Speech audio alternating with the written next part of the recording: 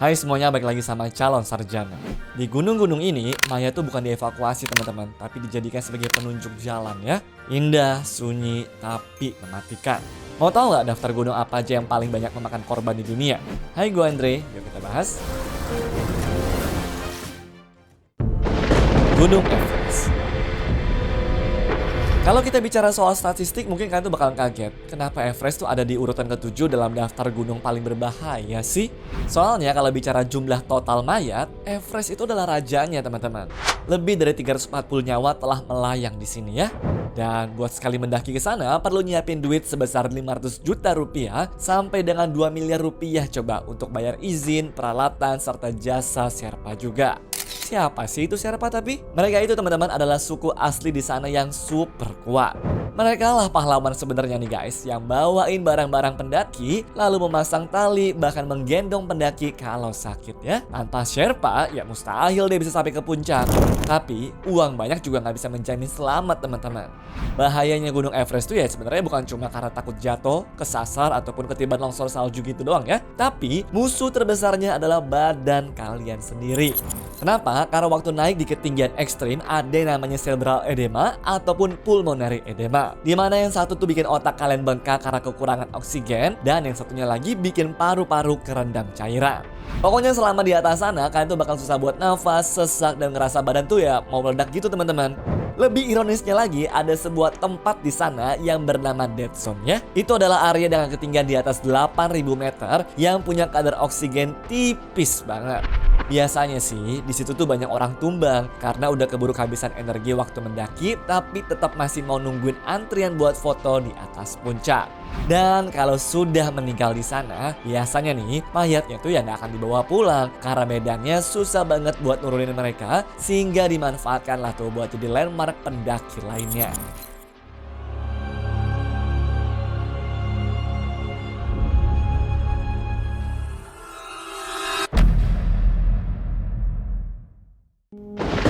Manaslu.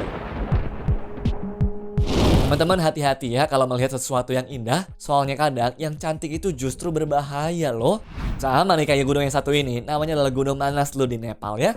Julukannya keren banget juga tuh teman-teman, Gunung Roh. Dari jauh dia kelihatan tenang dan juga mudah didaki dibandingkan sama si Everest.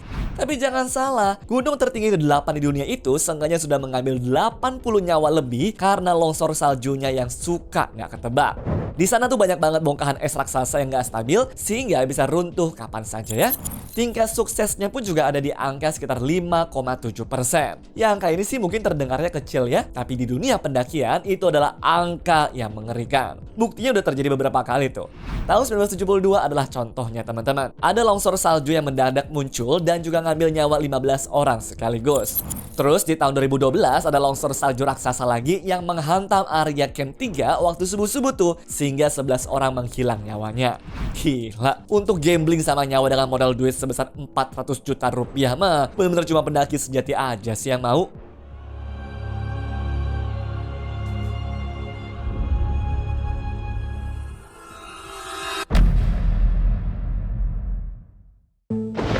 Dhaulagiri. Di sebelah tenggara Nepal ada tembok es raksasa tuh yang dikenal dengan nama Dhaulagiri 1 atau biasa disebut juga sebagai The White Mountain ya. Indah banget kan sebenarnya, tapi hati-hati teman-teman, jangan tertipu sama wajah cantiknya ya. Gunung ini memang dikenal sebagai salah satu gunung paling galak di dunia. Nah, dengan ketinggian 8.167 meter, gunung ini adalah gunung tertinggi ke-7 di dunia. Lokasinya ada di Nepal ya, beda tuh sama gunung lain yang banyak batunya. Dhaulagiri ini adalah benar-benar didominasi sama es dan juga salju tebal. Makanya dia tuh kelihatan silau banget, tapi justru salju tebal inilah yang berbahaya. Jalurnya tuh curam banget deh pokoknya. Ya kayak kalian lagi naik perosotan tapi dibalik aja teman-teman. Ya nanjak ke atas pokoknya. Nah, karena curam ini sering banget terjadi longsor salju secara tiba-tiba. Satu hal yang bikin pendaki tuh takut sama gunung ini adalah cuacanya. Di sana ibarat teman yang lagi gampang bad mood deh. Pagi harinya mungkin cerah, siang dikit tiba-tiba kabut tebal dan juga badai salju datang tuh teman-teman. Tenda-tenda pendaki pun juga bisa hilang begitu aja tertimbun salju dalam sekejap. Masalahnya dari 500 orang yang bisa naik sampai puncak, seenggaknya ada 70 nyawa yang melayang ya. Dulu aja waktu pertama kali didaki pada tahun 1960, tim pendakinya tuh sampai pakai pesawat kecil coba buat mendarat di lereng gunungnya. Itu pertama kalinya teman-teman pesawat dipakai buat mendaki gunung setinggi itu. Nekat banget ya.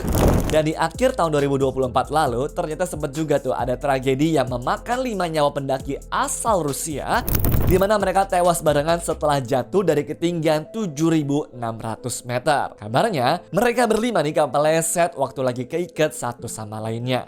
Jadi intinya teman-teman, Daulagiri ini ngajarin pada kita semua tuh, kalau kecantikan alam itu harus dihormati ya, bukannya ditantang.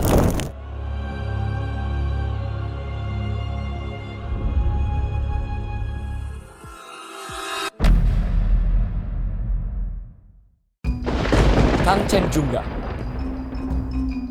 Kalau ditanya gunung tertinggi ya pasti jawabnya Everest kan? Tapi kalau ditanya gunung mana yang lebih seram dan juga lebih sepi, Everest kalah jauh teman-teman. Kenalan nih sama gunung Kangchenjunga ya. Aduh, udah namanya susah, terus ternyata punya reputasi yang mengerikan juga lagi. Gunung tertinggi ketiga di dunia ini teman-teman terletak di perbatasan India dan juga Nepal. Jadi gunung ini punya angka kematian 21% tuh. Yang kalau dihitung-hitung berarti dari 5 orang yang berangkat, kemungkinan ada 1 yang nggak akan pulang sih. Kenapa bisa begitu? Karena nggak ada tangga teman-teman buat lewatin celah es raksasa, sehingga para pendaki itu harus punya skill buat nemuin jalan sendiri ya biar nggak kejeblos. Udah gitu gunungnya juga terkenal sepi banget loh. Ya enak sih mungkin buat foto, tapi kalau sampai amit-amitnya kecelakaan kan ya siap-siap nggak akan ada yang bisa bantuin tuh. Dan sekedar info aja nih buat kalian, para pendaki yang nyampe ke atas katanya nggak boleh nginjek titik tertinggi di puncaknya itu loh. Soalnya hal ini dianggap sebagai suci banget oleh warga lokalnya teman-teman. Mereka percaya ada dewa yang tinggal di sana. Dan kalau sampai nekat melanggar gimana? Warga sih percaya kalau nasib buruk bakal menimpa mereka saat turun nanti ya.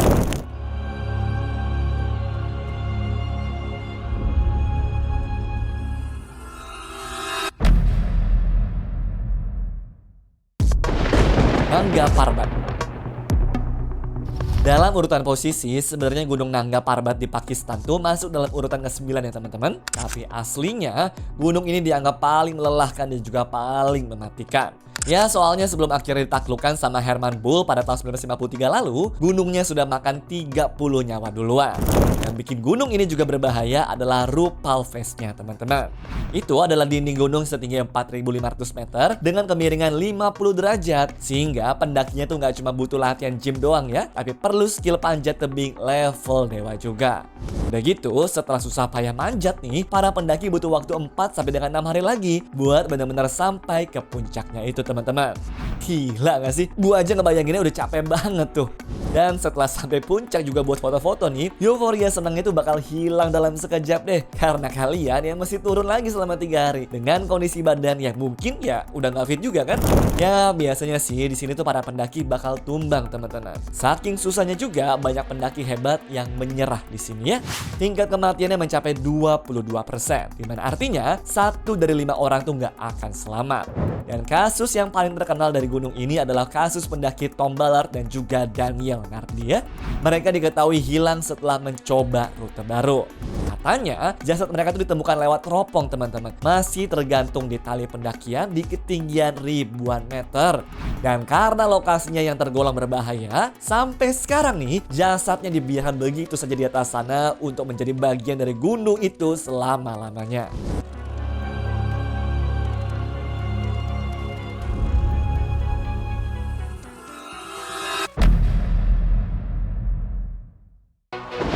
K2. Nama sih boleh singkat ya 2 huruf, tapi jangan salah teman-teman, para pendaki itu lebih takut sama K2 daripada Everest loh. Karena kabarnya hanya ada 284 pendaki yang pernah sampai ke puncak gunung K2 di Pakistan dan 66 orang lain itu meninggal di saat lagi berusaha mendaki ke sana. K2 ini juga letaknya di Pakistan ya teman-teman. Bagian paling menakutkan di K2 itu namanya adalah The Bottleneck.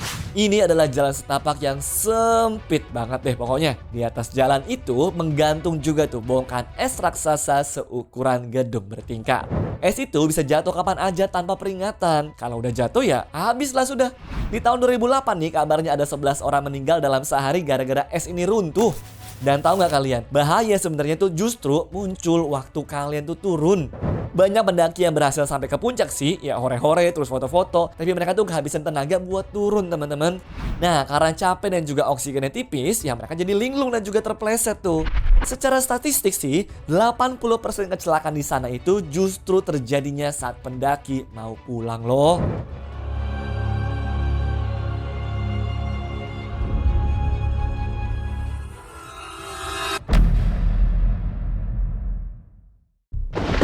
Annapurna.